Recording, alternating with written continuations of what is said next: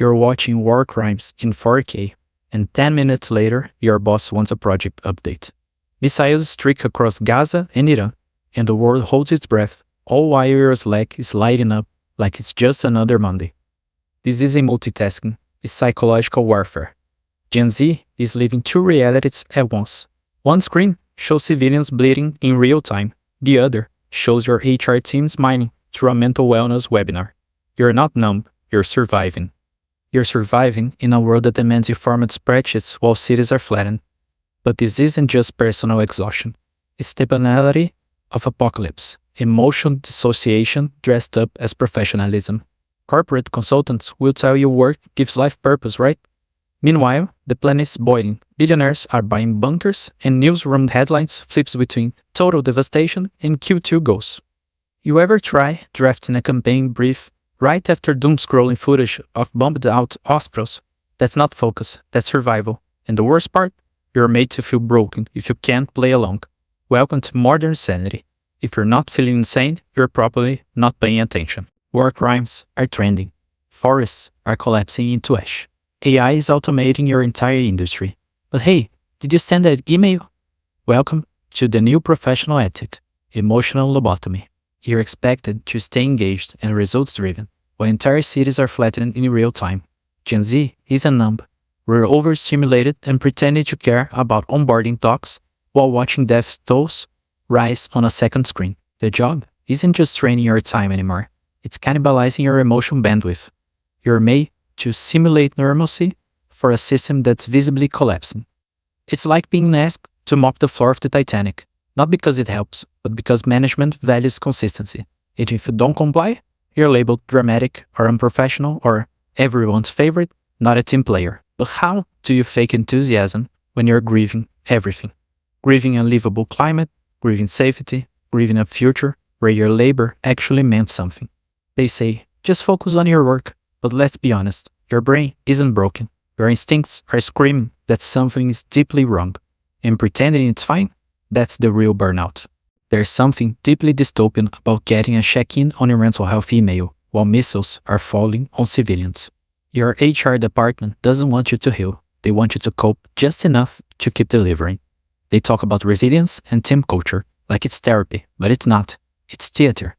Empathy cosplay, designed to keep the machine running while the world bleeds.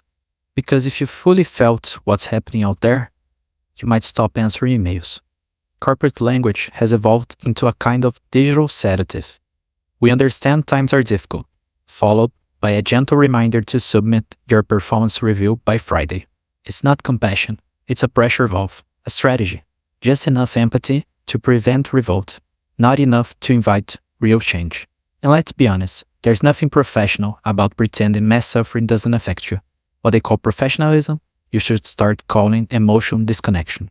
If all this is relatable and you like the content, please consider subscribing and leaving a comment with your story, as it will help me keep on the work. Here's the lie. Staying focused makes you strong. No, staying focused while the world collapses makes you complicit. Productivity in this context isn't strength, it's denial. It's putting your attention in a cage while everything you care about burns outside the window. But here's the thing no manager wants to admit. Your attention is political. Where you place it, what you refuse to ignore, is an act of rebellion now. Choosing not to focus isn't failure, it's humanity. It's saying, no, I won't normalize this. The world is on fire. Your inbox can wait.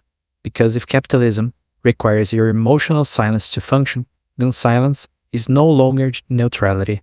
It's surrender. And Gen Z? We're done surrendering. Have you noticed how every tech CEO suddenly cares about peace and the future of humanity right around the time their supply chains get exposed? The same executives tweeting prayers and solidarity are also outsourcing to countries in active conflict, not because they have to, because it's cheaper. It's not hypocrisy, it's business.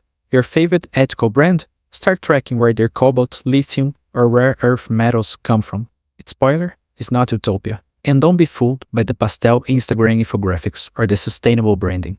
Behind the scenes, war isn't a tragedy. It's logistics. They don't hate war. They just want it sanitized and profitable. And if you bring this up in the workplace, suddenly you're the problem, the disruptor, the one making things uncomfortable. But maybe, just maybe, discomfort is exactly what they need to feel. Gen Z is logging off, not because we're lazy, but because we're lucid. Unread emails, muted meetings, cameras off. That's not apathy, that's protest. When the system demands you ignore the collapse, silence becomes a statement. Refusing to perform normal is how you stay sane. Because at this point, sanity isn't measured by how productive you are. It's measured by how much of your soul you've managed to keep intact. You can't schedule healing between back-to-back meetings. You can't meditate your way out of late capitalism. Logging off is no longer retreat. It's resistance. If you're tired, unfocused, anxious, or enraged, you're not malfunctioning. You're responding like a human in an inhuman system. This isn't burnout. It's betrayal. You were told work will give you meaning. Instead, it's robbing you of the energy to feel what matters. Gen Z isn't lazy. We're just the first generation to call bullshit and mean it. We see the collapse, we name the hypocrisy, and we're not pretending anymore. So, if you're choosing quiet rebellion over fake optimism, you're not alone. This isn't the end. It's the beginning of opting out. And if your manager still wants that Q2 update, tell them kindly to fuck off.